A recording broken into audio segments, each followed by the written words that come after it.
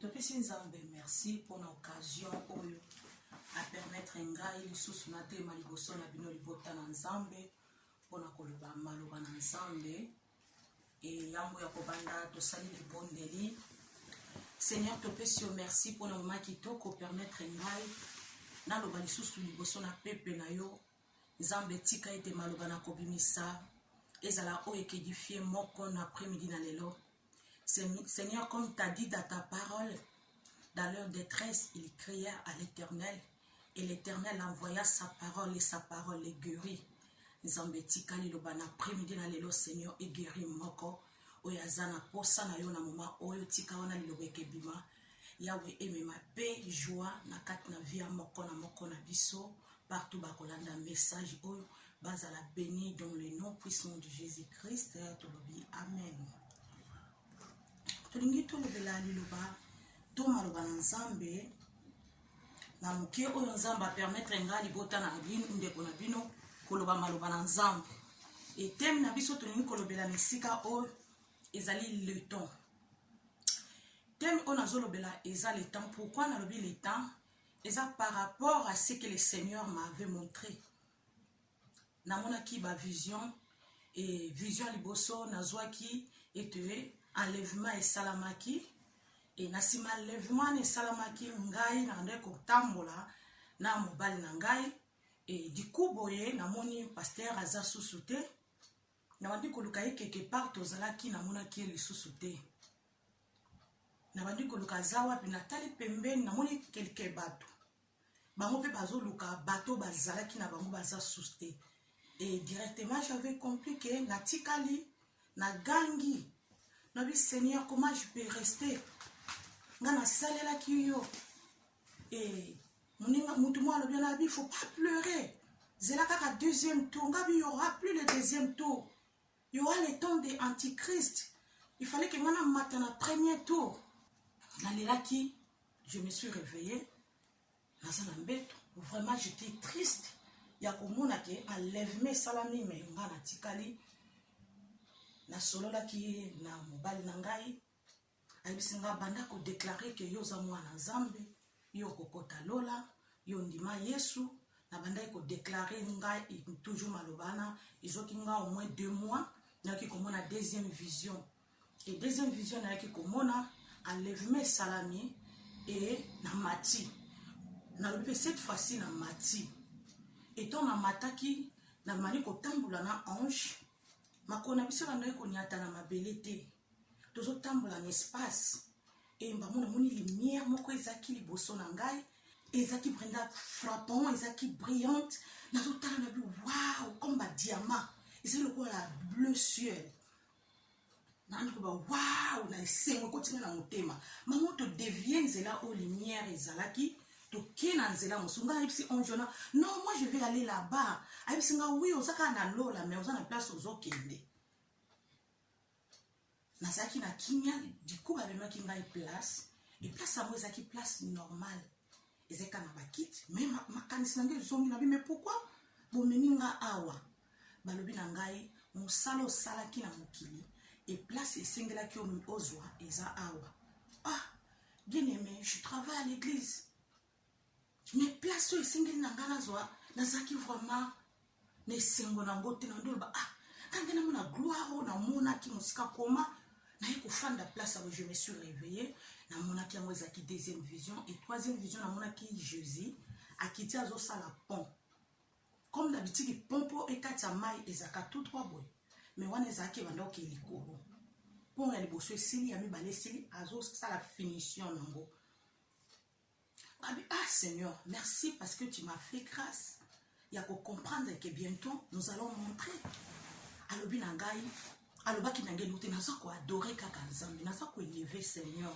Pour la grâce cette grâce que a salingana comprendre que bientôt trompette elinge beta tonito mata na moni groupe ali bosse banda ekoleka na bandi côté ya bango na isi bango boya parce que temps est comme déjà prêt tala Jésus s'est préparé tozo kende kalate moni ndanga osaka finition après a beti trompette tomati bato bato ali boso baye ba sekinga baleki to ami balé bato ya solo za Jésus. Est-ce que bientôt nous allons montrer Jésus banda répondre de l'autre côté, ça qui toujours concentré ni loko ya banda ko sala. Après troisième groupe bayaki na soli na baona bato ninga pe est-ce que c'est vrai azan ça ba tout na Jésus mais Jésus banda ko répondre de l'autre côté. So ba keinga na tikali ka ko adorer Seigneur na bi merci. Merci Nzambe pour cette grâce na comprendre que bientôt tozo mata. Ton père telinge beta, merci pour cette grâce que tu m'as fait.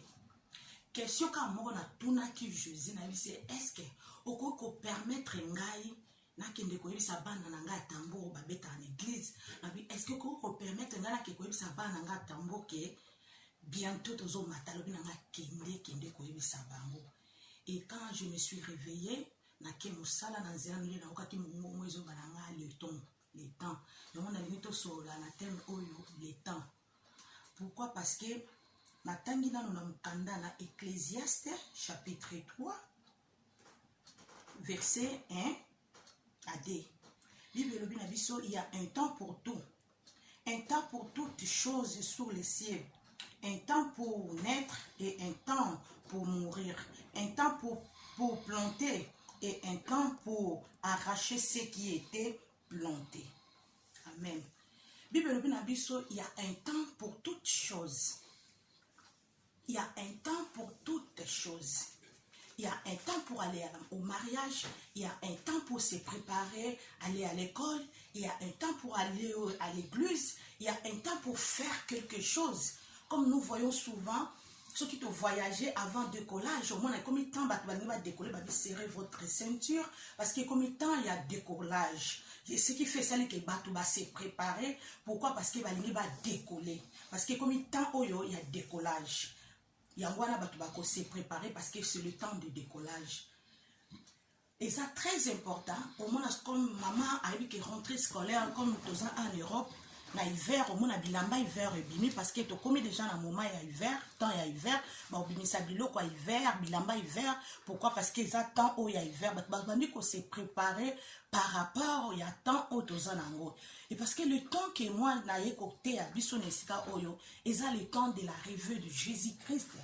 Oui, comme ngai moko pe na yoka ki mingi Jésus revient. Na yoka ki mingi Jésus revient. Na yoka ki na ba message na ba tebele ba kolobela biso Yesu azo ya zo ba ba ndenge nyonso. Bien-aimé, tikangana loba na ce n'est pas un slogan que Jésus revient. Oui, Jésus revient. Jésus revient. Et ça slogan te. Ngandi kuna bilo na yoka ki yango pe mingi. Na yoka ki que Jésus revient et pas ina ba tebele que Yesu azozonga. Mais et comme na niveau ngamo pe na eko ba vision que Jésus revient. Yon abi ezaton.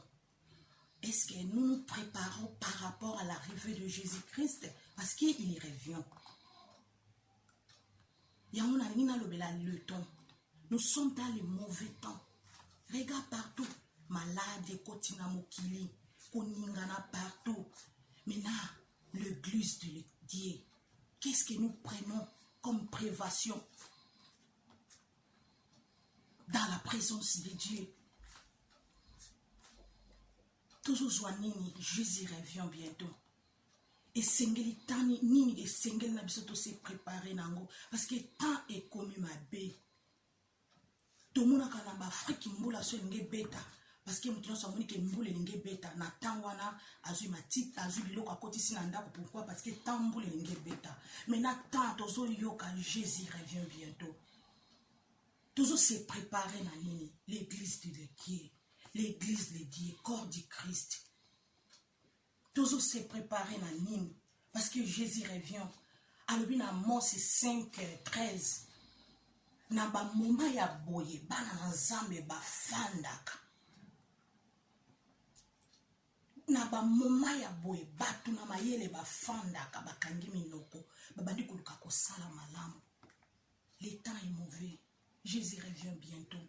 Na yeka kotalisa bino oyo Yesu alakisaki na ngai. Tozoke na soka. Tesine to se préparer lingomba na Yesu. Oh nyonso tozomona na mokili ketikala. Mbongo ba bijou bientôt là et ketikala. Et kwanga na biso soki to sepelisi nzambe te. Mais liboso na nzambe. nzambe alingi se préparer asali ngai na yo grâce ya ko comprendre ke azoya azolobela biso na banzela ya ndenge na ndenge ke akomi prêt azoya kozwa biso. Maintenant nous l'église tozo préparer nini tozo se préparer par rapport à l'arrivée de Jésus parce que tout le monde a kaso to nito ke ba feti maman tozo ba make-up tout parce que bientôt là c'est le temps du mariage, je vais aller au mariage, il faut que je me prépare pour aller au mariage, il faut que je me prépare pour aller faire quelque chose parce que c'est le temps de faire là des choses là. C'est pour cela qu'il y a eu le temps de se préparer. Maintenant pour l'arrivée de Jésus, Jésus revient bientôt. Nzamba alingi yo mingi, alingi penga mingi. Voilà pourquoi tindela ki biso Jésus Christ ayaki kokufa po biso tozwa vie. Alobi na kei ko bongisela bino esika na kozonga koya kozwa bino. Azana posa tozkende na ye longo. Bien aimé, ko telemate na biloko ekeleka, le monde passera. Otozo mona ekeleka. Tala ba malade ekoti partout. Batu ba komi agité, ba oyeba te tokima wapi. Tikangana biso secret moko. Le sang de Jésus. Nous sommes les bénéficiants du sang de Jésus-Christ. Jésus-Christ a versé qui sang na epongai na yo toza la protéger. La Bible nous parle le sang d'Abel et le mola qui koufa. Et bongo makila na Yesu eza plus que le sang d'Abel. Tsama kila na Yesu na bandako na yo, tsama kila na Yesu na mboko fandi, tsama kila na Yesu parto zali, makila na Yesu ezana pona ko bibisa biso na ba problème na mikakatano nyonso. Bibi ils l'ont vécu à cause des sang. Ce qui va quand je va longa ki na makila na Yesu. Biso makila na ezana nguya ya kolongi sangai na yo, pe ya kolongi sa même ba mindele to kutamina wana ba mboka to fandi, makila na ezana nguya ya kolongi sa bango. To continuer na vie de prière, to continuer na kubanga nzambe, tant mauvais, que le Seigneur vous bénisse.